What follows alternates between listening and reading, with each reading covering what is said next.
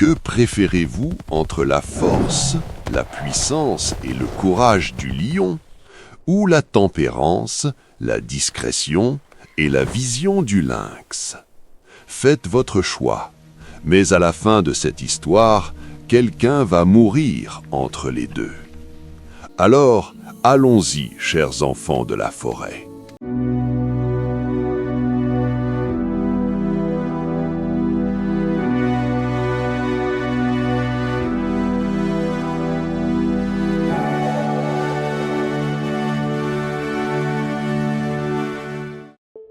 Après la chute du roi lion dans les terres du sud, la savane retint son souffle. Le combat avait été bref, brutal, sans pitié. Deux frères lions, immenses et redoutables, avaient renversé l'ordre ancien. Le rugissement du roi s'était éteint dans la poussière, et avec lui, l'équilibre du territoire.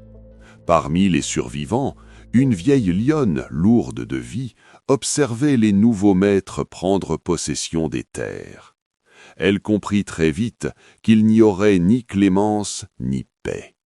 Les vainqueurs imposaient leurs lois par la peur, écrasant les faibles, traquant les fidèles de l'ancien roi.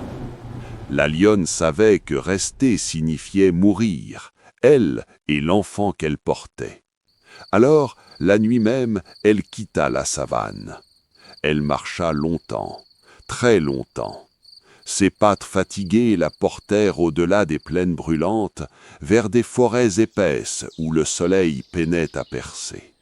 Chaque pas était une lutte, chaque souffle un défi lancé au destin.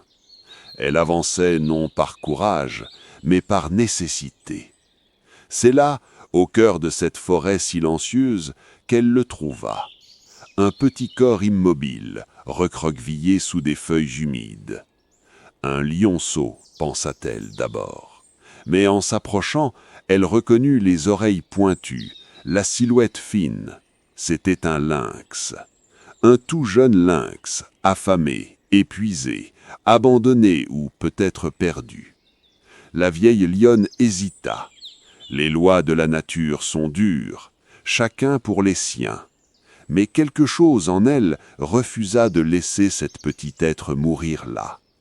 Peut-être voyait-elle dans ce petit être fragile le reflet de son propre enfant à naître.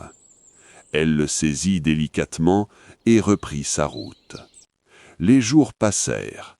Dans une clairière cachée, loin de toute menace, la lionne donna naissance à un lionceau.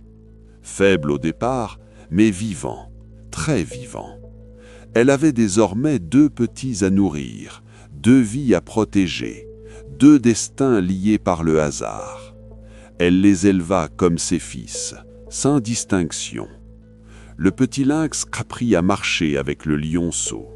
Il apprit à chasser de petits animaux, à se faufiler, à observer. Le lionceau, lui, grandissait vite, trop vite. Ses muscles se dessinaient, son rugissement prenait de l'ampleur, et dans ses yeux brillait déjà la flamme des rois. Le lynx regardait, toujours. Au début, il admirait son frère. Puis l'admiration se transforma en comparaison, et la comparaison en jalousie. Les animaux de la forêt murmuraient. Ils parlaient du sang royal du lionceau, du trône perdu, du destin qui l'attendait. Mais personne ne parlait du lynx, jamais. Il devint alors rusé, silencieux, patient. Là où le lion avançait avec force, le lynx avançait avec stratégie. Là où l'un frappait, l'autre calculait. La vieille lionne voyait le changement, mais se taisait. Elle savait que le monde forge tous les cœurs à sa manière. Un matin, alors que l'aube peignait le ciel de rouge, le lion parla. « Il est temps de rentrer maintenant. Il est temps de récupérer ce qui a été perdu. » Il était l'heure de retourner sur la terre de son père, temps d'affronter ceux qui avaient volé le trône. Le lynx l'écouta sans broncher, puis il sourit. Il l'aiderait, parce qu'ils étaient frères, parce que sans lui, le lion n'irait pas loin. Le voyage fut long et dangereux. À mesure qu'ils s'approchaient de la savane, l'air changeait. Les odeurs étaient lourdes, chargées de peur et de domination. Les deux frères lions, sur les terres du Sud, régnaient toujours, sûrs de leur puissance, certains que personne n'oserait les défier. Mais ils se trompaient. L'attaque fut méthodique. Le lynx infiltra, observa les habitudes, guida son frère. Le lion frappa avec la force héritée de son père. Le combat fut titanesque. Le sol trembla, les rugissements déchirèrent le ciel. À la fin, les deux usurpateurs gisaient à terre. Le silence revint. Le lion monta sur le rocher sacré, il rugit et toute la savane se tut. Le trône perdu était repris à présent. Les animaux s'inclinèrent. Le roi était de retour. À ses côtés, le lynx se tenait droit. Il avait tenu sa promesse. Il devint conseiller, ombre du roi, maître des stratégies. Ensemble, ils régnèrent sur un territoire immense, forgé par la force et l'intelligence. Mais, malgré tout, au fond des yeux du lynx, une lueur persistait. Car si le lion avait récupéré le trône, le lynx, lui, n'avait jamais oublié ce qu'il avait ressenti en grandissant dans l'ombre. Et parfois, les histoires ne font que commencer là où l'on croit qu'elles s'achèvent. Le temps passa, et avec lui grandit ce qui n'avait jamais été dit.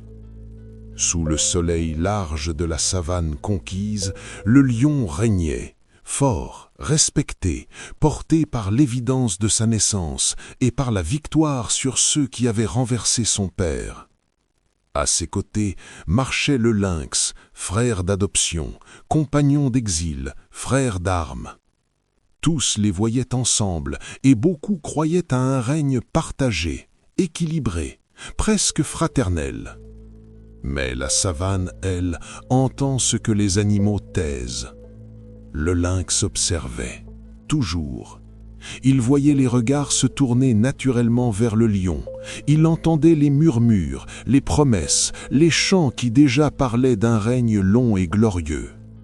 Lui restait dans l'ombre de cette stature massive, rapide mais discret, intelligent mais invisible. Ce qu'il portait en lui n'était pas de la haine ouverte, mais une jalousie lente, profonde, silencieuse, comme une racine qui cherche l'eau sous la terre sèche. Il se souvenait de la vieille lionne. Il se souvenait de la fuite, de la faim, du froid, des nuits sans territoire.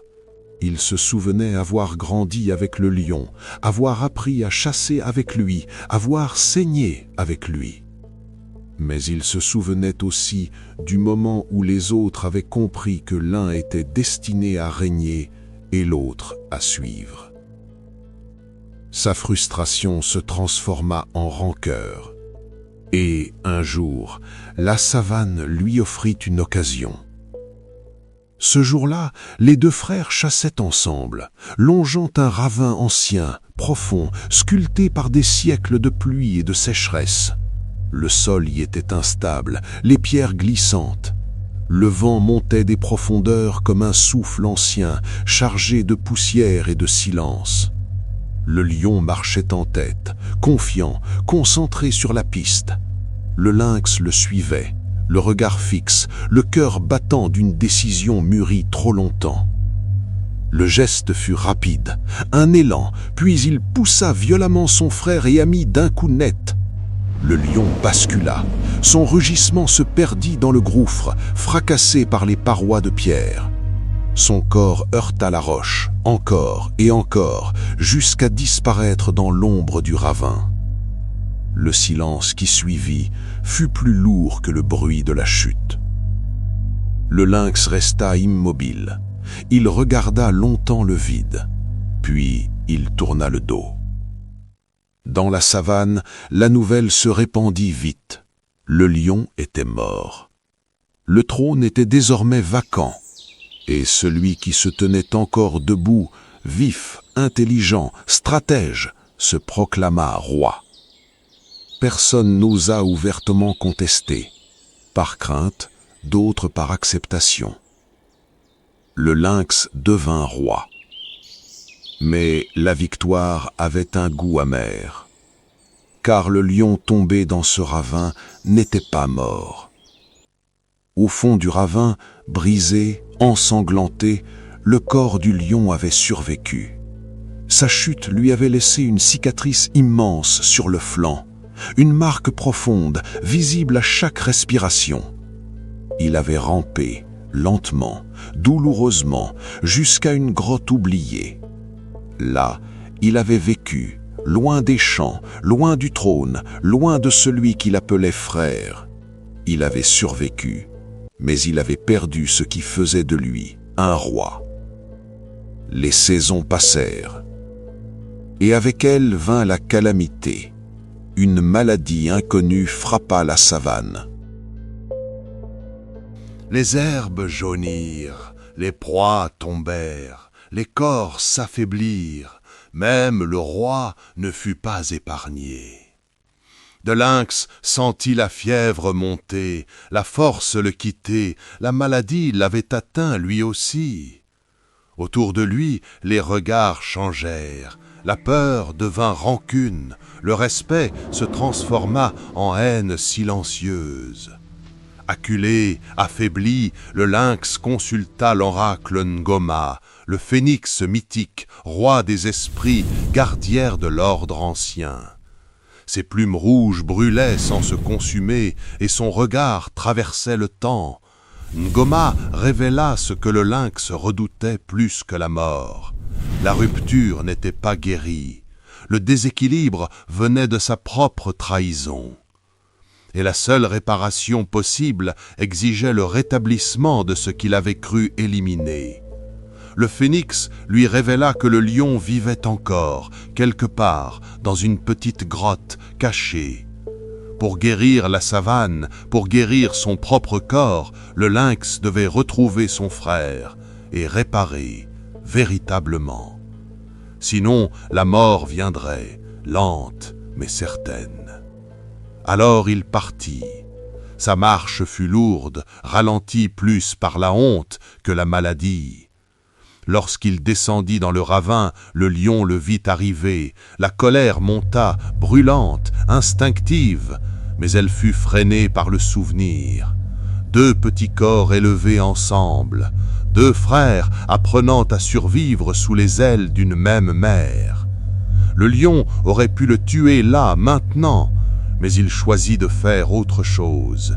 Il proposa une épreuve, une soumission, une alliance tardive. Ensemble, ils iraient affronter les gorilles enragés sur leur territoire pour récupérer l'herbe de vie. Tu te prosterneras devant moi, en signe de respect et de dévotion. Puis nous irons combattre ensemble les gorilles enragés sur leur territoire pour récupérer l'herbe de vie, capable de te guérir. Ensuite, je viendrai reprendre mon trône. Le lynx accepta. Il n'y avait plus de fierté à sauver. Sur le territoire des gorilles, le combat fut brutal. Les gorilles frappaient fort, protégeant leur terre. Le lynx fut blessé, le lion encaissa coup après coup, son corps déjà marqué se brisant davantage. Mais il tint jusqu'au bout. Lorsque le coup final vint, ce fut pour sauver le lynx, mais la blessure fut mortelle. Dans un dernier geste, le lion toucha la plaie béante de son frère le lynx et lui dit « Nous avons réussi. L'herbe est là. Regarde ta cicatrice. Maintenant, nous sommes des frères à jamais. » La réparation était faite. L'herbe était là, le lien aussi. Le lion mourut. Le lynx survécut, triste et ravagé. Il guérit, mais seul. L'herbe fut récupérée, mais le lynx survécut seul, brisé par le poids du sacrifice de son frère le lion. Il se replia dans les montagnes froides, loin de la forêt dense, caché, discret, pour être seul, pour pleurer et réfléchir au sacrifice, pour penser à sa responsabilité et la culpabilité dans les événements ayant conduit à la mort de son frère et ami, le grand lion des terres du Sud. Aujourd'hui, on dit que le lynx hurle au crépuscule pour appeler le lion et que parfois, au lever de la lune, l'ombre d'un grand lion apparaît à ses côtés, gardant son frère pour l'éternité.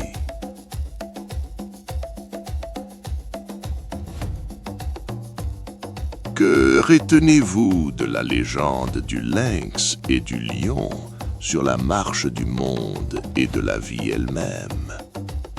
La forêt enseigne qu'un frère n'est jamais totalement un frère, qu'un ami peut se révéler être autre chose. La prudence est alors de mise, car tout peut être relatif. Le lion règne toujours avec force, puissance et courage sur les grandes savanes. Et lynx vit loin de tout ce tumulte, dans le silence, la discrétion et le froid des montagnes couvertes. Dites-moi, est-ce qu'une légende sur les raisons qui ont poussé le coq et le chien à quitter la forêt pour vivre aux côtés des humains vous intéresserait ? Peut-être que je vous conterai cette histoire une nuit de pleine lune. Alors, abonnez-vous, chers enfants de la nuit. Abonnez-vous